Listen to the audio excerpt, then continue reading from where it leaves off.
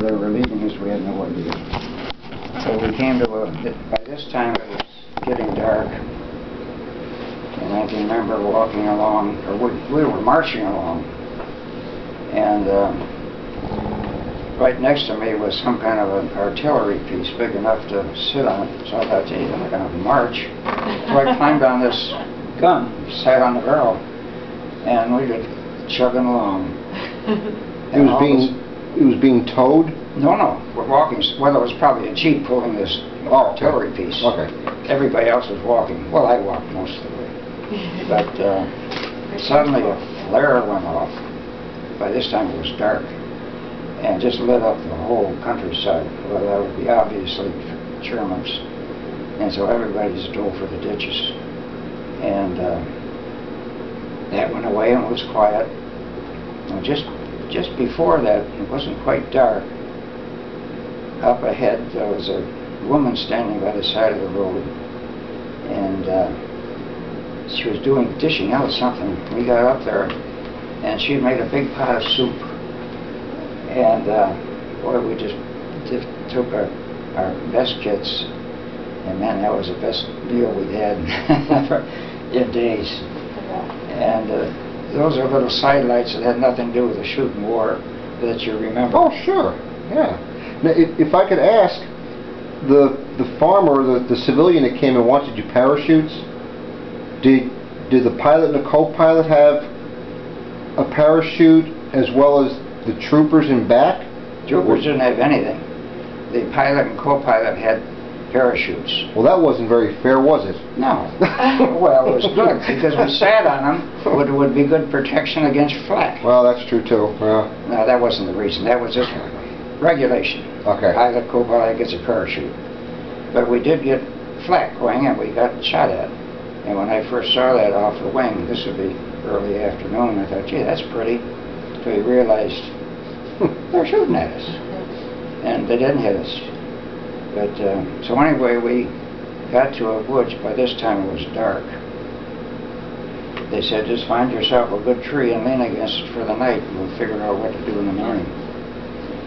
And so morning came, and I don't remember all the details. All I remember is about 4 or 5 of us glider pilots said, well, first of all, our general instructions were to, after we have landed, and do whatever the ground forces tell us to do, get yourself back to England the best way you can as soon as you can. On your own? On your own. No rules or regulations. Wow. The glider pilots, excuse the language, Alex, were kind of bastards of the Air Corps. Okay. They didn't quite fit the ordinary notch. Some of the guys that landed in Holland, underneath their combat fatigues, had their dress uniforms on and headed for Brussels because that had been secured. Oh. And I didn't want any part of that. Some of them hitchhiked up north, farther where the shooting was, to see what that was. I didn't want any part of that. We had instructions, but we didn't always follow them. And it didn't seem that anybody cared. The general idea, and the ground forces didn't give a hoot what we did. If we were used at all, we were supposed to have been used for guarding prisoners. Well, we didn't get to that far. So about 5 of us in the morning, we just saw each other. We said, let's head back to that town that we came to, this grave or whatever it was. At least we know there's a town there. Go back the same road we came in. So we did. We just started marching back, just about 4 or 5 of us, all by ourselves. I didn't see anybody except on the way, another little side story. This is daylight now. And during the night, there were German shells being exploding over us with these huge cracks. We could hear German machine guns. We called them burp guns because they had such a rapid fire. They were that close. I didn't see a German. I didn't see one, thank goodness.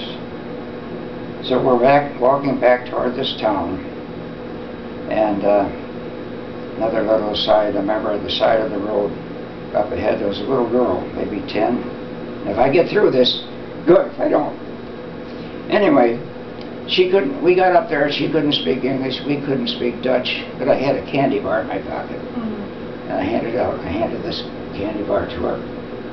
She reached in her pocket. She handed me a marble, and I kept that for years.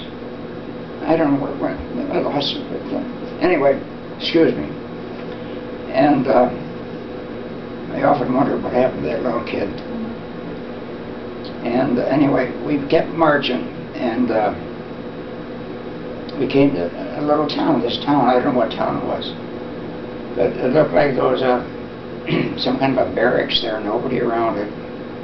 And so we walked up to it, looked in, it was empty. We went in, the door was open, and it apparently was an abandoned German barracks.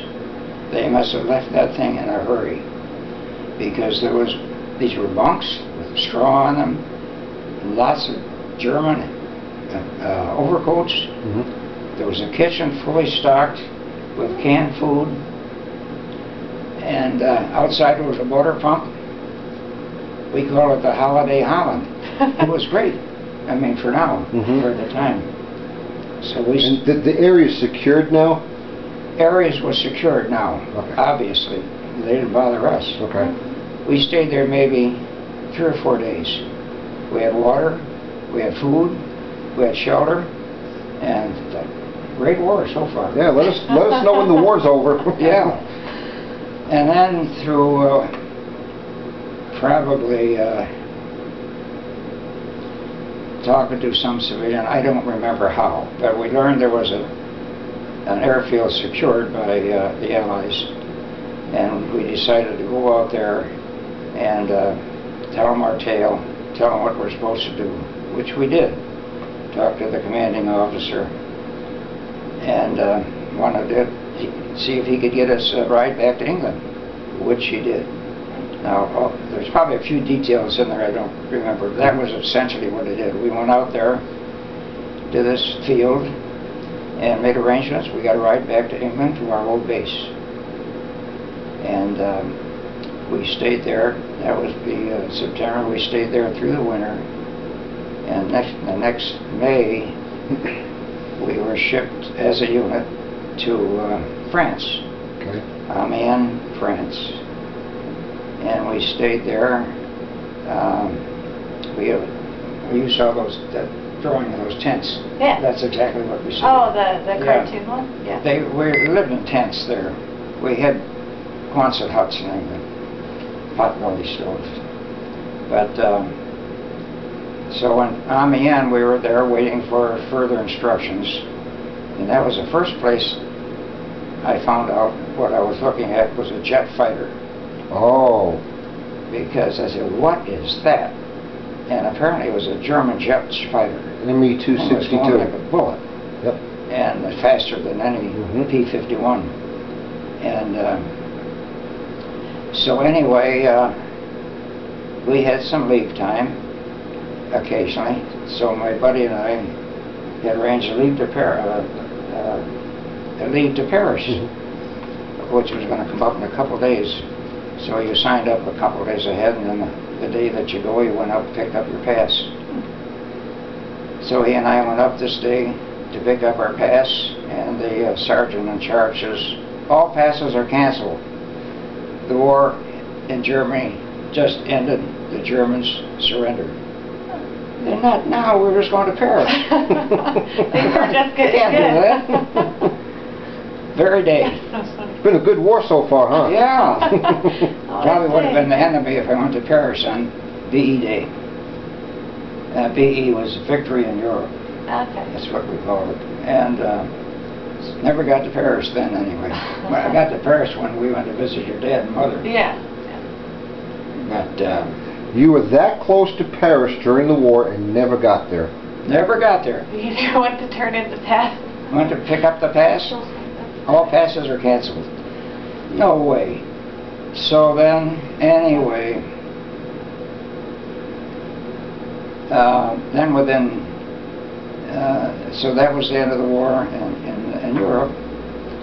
And then we were there probably several more weeks. We were shipped back to England someplace, waiting for a ship to send us back to the States. Okay. And as I mentioned before, to get flight pay was 50% over and above your base pay. Okay. So if the ordinary base pay was say $100, that say a mechanic would get, if you flew, you get $150. So it was pretty important to get your flight pay. Mm-hmm. So we're back in England waiting for a boat, and I don't know how we got into the conversation, but I got talking to some guy in the PX, that's the Post Exchange, kind of like a local place where you go for dinners and snacks and stuff, and telling some guy my story, my tale of this flight pay. He must have had a wing or something to indicate he was on some kind of a crew, flight crew. And I said, man, I'm running out of time. I'm not going to get my 4 hours in. And he says, my crew's got my captain has he wasn't the captain of the ship, but the plane. He says, my crew's got to make a trip to Germany in a couple of days. I'll see if I get you on his crew. I said, great. Well, that would be really good. And he did. So I went, and his crew, what they flew was a B-24, what they made out here at Little Run. Mm-hmm. And so they put me in there as crew, as co-pilot. And I sat right up there next to the pilot, and he took it off, of course, and got it up to, and we were just by ourselves. And so he says, said, you ever fly one of these? I said, no. And he said, well, go ahead, try it. So I flew it straight and level. And then he said, did you ever fly one of these before? I said, no. So he thought I was doing all right. We were not spinning out or anything. And I didn't do that too long, but just enough to say I did it. Right. And so I got my 4 hours in, and that was the last military aircraft I was ever in. Really? So we flew to Germany and dropped leaflets. And I don't know what the leaflets said. I didn't see one. I suspect it was something to the effect that you lose, suckers, but don't worry, we're going to send over something that's called a Marshall Plan. Rebuild your country, you'll be better off than ever. So I don't know what they said. It was probably some kind of proclamation announcing the surrender and what's expected of the German civilians. What's expected? What do you? Yeah. Like, don't shoot at the Americans and. Yeah. Something like that. We were all by ourselves and just. And so I got my 4 hours in, came back, and eventually, not too long, we got a ship coming back to the States, and it was a hospital ship. Now, I wasn't wounded, but they had room on this, so they shipped the patients plus however many more they could. Man, that was the best food I'd had in 4 years. Wow. Oh, it was great. And, better than the food on the way to England? Oh, yeah. Well, that was pretty good on the way over, but this was special. These were patients. Okay. This was hospital food, and that was better than hospital food nowadays. But compared to what we were getting was powdered eggs for 3 years. And so...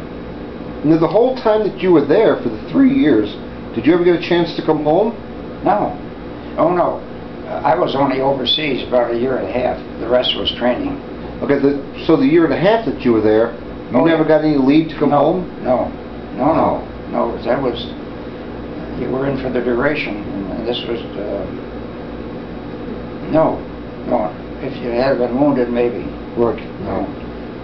But... So coming back, another little aside, we ran into the tail end of a hurricane, and huge waves. And I can remember being out standing on the rail. I probably should have been out of the room, but there were these huge waves, and you could, when this ship was at the top of a wave, you could hear the propeller out of the water, womp, womp, womp, womp. It wasn't even catching water. The wave would be 30 feet above you this way, and the next minute you'd be down in the trough. We landed safe and sound. And got home. I think we landed in Norfolk, Virginia. And then we got a 30-day leave. And then we were ordered to the Pacific, or ordered to California to wait for further orders to be sent to the Pacific, because the war hadn't ended. Right. That's what I was wondering, if they were going to send you over there. Yeah. So this would be end of July, 1st of August. So we were just there biding our time. I don't remember any chores or anything else, but while we were there, they dropped the A-bomb on Japan. I think it was August 5th, I think. And that was the end of the war in Japan. And within 2 weeks, I was a civilian. That quick? They just booted you right out? They gave you a choice. He said, you can stay in and reserve if you want. And of course, all the time you're in the service, you're thinking, I can't wait to get out of this place. Yeah. So suddenly you're out and you thought, well, wait a minute, what am I going to do? Yeah. And, but they gave me the choice. I said, no, I'll take... see ya. Yeah. See ya, yeah, good luck. Call me the next war. Thanks for the good food. So that was the end of the war for me. Wow. So all those years, so you were in for 3 years? About 3.5, but June to August, so 3 years and 3 months. Okay, so you were there. You were in the military for 3 years, and in the 3 years, you got to go on one mission. Exactly. Wow. But most fighter pilots got to go on no missions. Oh, really? There were only 8 missions during the World War II, glider missions, 2 in the Pacific, 6 in Europe. There were 6,000 glider pilots. Wow. Wow. And so most glider pilots never got on a mission, on a combat mission. And as I recall, and I don't want to do anything but just tell you what I recall, those of us that went, I think we had to volunteer, because otherwise you'd never go. Right. And so as I remembered it, looking back on it, I might not have volunteered, but I think I volunteered for that. You don't have to put that down, but just I think that's how it went, because most fighter pilots never got on any mission, any combat mission. Well, I know before Normandy, before D-Day and Market Garden, we used gliders in the invasion of Sicily. Sicily? And it was a mess. Very big time mess. Casualties. Yep. I've never talked to any glider pilot that was in on that directly. My unit was there in Sicily. There was one in southern France, and I didn't get on that. And then D-Day. But there were tremendous casualties in that. Oh yeah. Because it was night, primarily because it was night. And so after I got out, then, as I said in the story, now you know the rest of the story. Went to school and met her grandmother and got the GI Bill, went through dental school, and here I am. Is that what you were a dentist? Pardon? You were a dentist? Yeah. Really? There's a good picture. Where is it? This one. Oh yeah. Isn't this a good one? So my dad is a dentist, and my brother, who just graduated, when was that, last year? 2 years? No, a while ago. Who, for Pete? Yeah, that's my brother, Couple that's my dad, and he just graduated a couple of years ago, and so they invited my grandpa to come do the hooding or whatever. So we had 3 generations of wow. Yeah, and there's that, you know that black and white picture, the 3 pictures in a row? Where's that? Or is that at, I think that might be at my dad's office, where it's like you're with a patient, Pete's with a patient, and my dad's with a patient. Oh, no, I haven't seen that one. You haven't? I don't think so. Where do they have their practices at?